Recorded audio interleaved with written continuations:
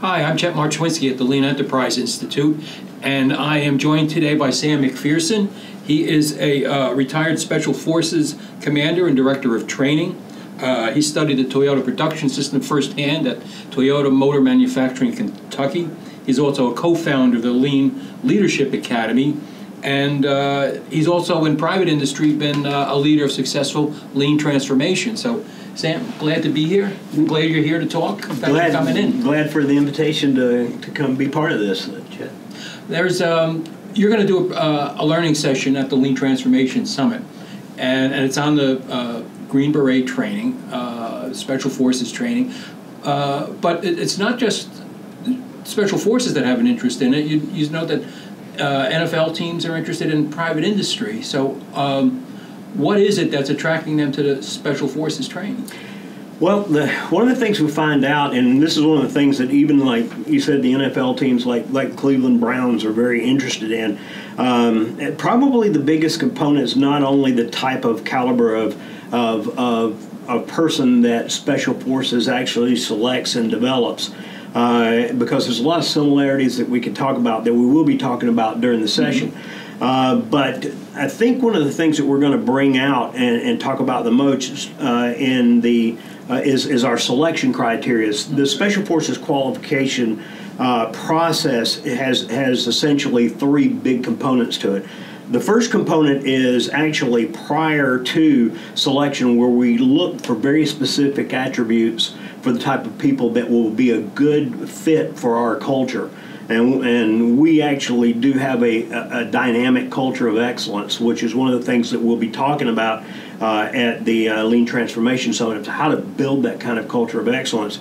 So when we select the right people to be part of the selection process, then there's a 21 to 24 day process where we actually assess that potential Special Forces Green Beret as to what their capabilities are. And we have 8 very specific criteria, which we call the SF attributes, that we actually assess our folks through. And we're actually going to explore how the civilian organizations might look at the attributes, the Special Forces attributes, and how they could possibly do something similar as to assess potential leaders against those attributes. There are a lot of activities during that 21-day period we call Special Forces Assessment and Selection, or SFAS, where we have a leaderless environment. We have a team environment for the first part of it, where everyone works together as a team,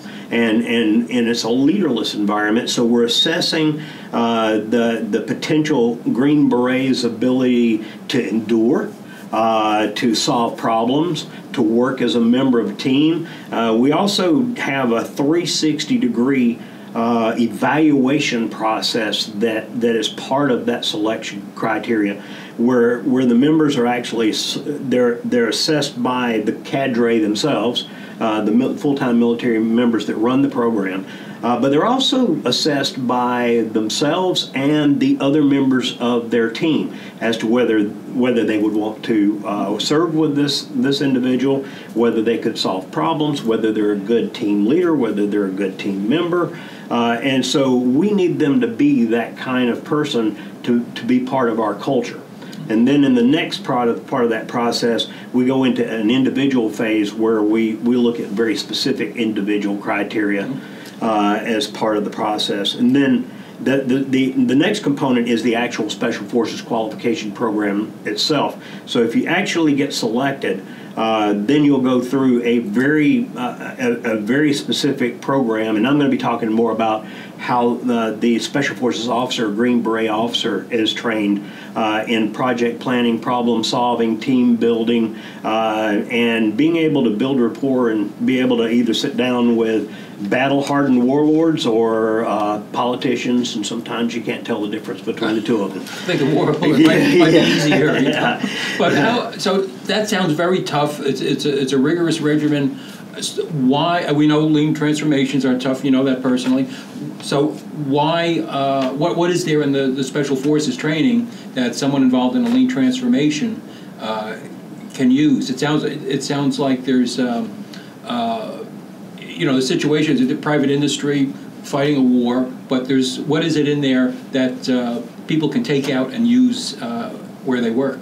Well, one of the things that I want to kind of marry up is to kind of translate what we do. One of the things that I found very interesting, both from my time at Toyota and my time in Special Forces, is there was so much similarity, and that with Special Forces it was such a natural fit with lean thinking and lean processes. They're both team-based cultures.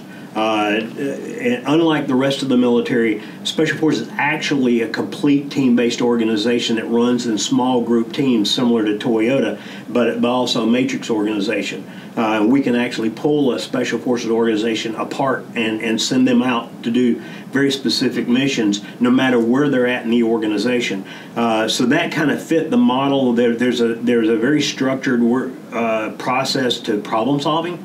There's a process for planning and problem solving that we call military decision-making process, but there's a Special Forces version of that I think would help the industry in kind of embracing a uniform approach to problem solving and project management similar to MDMP, which we call lean management development process and decision-making process.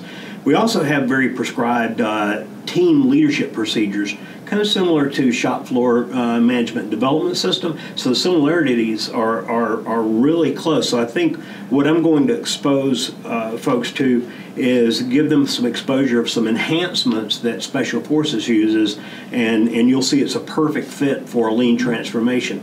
A lean transformation is tough. If you look at a transformation, they're going from the old operating system to a new management model and management system. It has an effect on the organization and organization dynamics. And so if you follow how Special Forces works with different countries or different missions in trying to change their culture and professionalize it, the approach is being pretty prescribed up front. But having strong transformational leadership is kind of critical to building that lean culture that everyone wants to try to achieve in their lean journey. And I think our process and approach may really help folks find a way to get that done.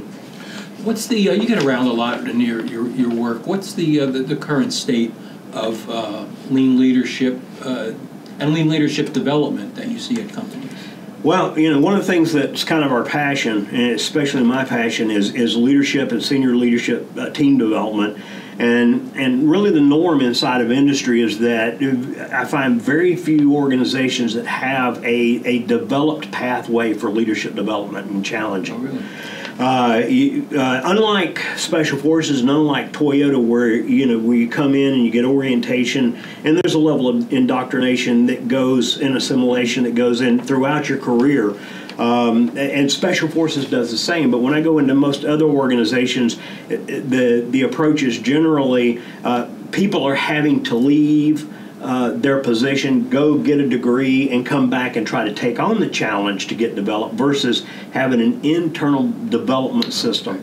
So in Special Forces, we use kind of a matrix approach or a lattice approach, and where we specifically design a career path development system combined with formal schooling, civilian education, and opportunities and challenges. And it's kind of a planned path to approach what we like to call the whole man concept. So we're going to talk about how we can create a lattice, a very deliberate approach to developing a pipeline of leaders.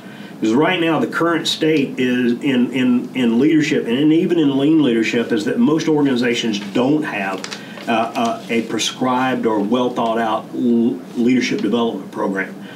And so what you find out is most people are kind of developing that for themselves, and it shouldn't be that way. So what we're going to do is talk about some strategies, how we can take control of that. Because right now we have an opening gap.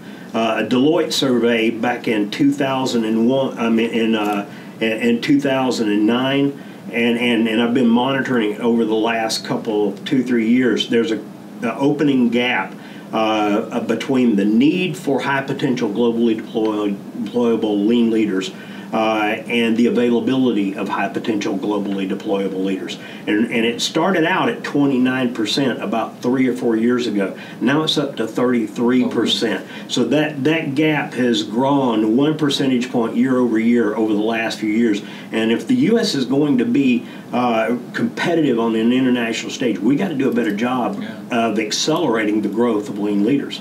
And leaders in general, industry leaders in general. So part of the strategies we're going to talk about at the Lean Transformation Summit is how can we do a better job of not only developing lean leaders, but how can we accelerate that process? Okay. Well, let's stay with that for a second. You mentioned the session you're going to do at the Lean Transformation Summit, March 4th and 5th in New Orleans.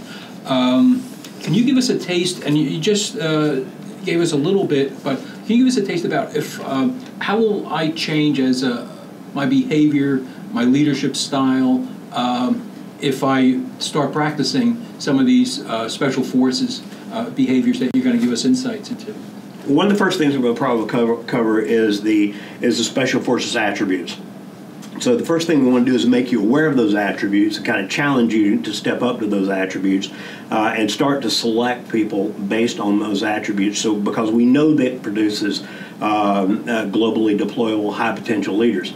The other thing is we're going to also talk about some adult learning style experiential leadership factors in the leadership selection and development. We've actually found that the type of leaders that fit well in Special Forces and also fit well in Toyota seem to fall into a predominant category, and it's not that you have to be in that category of an experiential leader to be successful, but you have to be able to find out what that is and flex to that style. And in fact, we're going to be doing some training on that here tomorrow at the LEI headquarters here.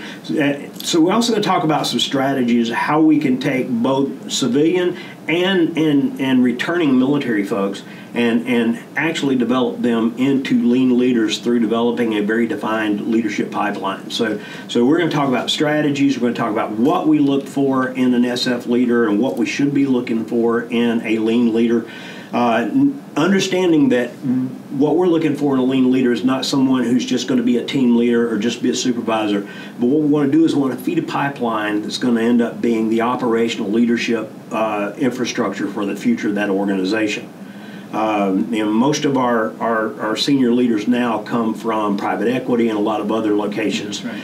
And the days of having operational leaders go all the way to the top of the organization, we've got to revitalize that. Yeah, there's not many. Not many. So we have got to get back into the business of building operational leaders, and that's the job of operational leaders. So we're going to talk about strategies that SF uses for doing that, and the ideal state there is to be able to build future lean leaders. Sam, sounds interesting. I'm looking forward to seeing it in San Francisco. Thanks for coming by.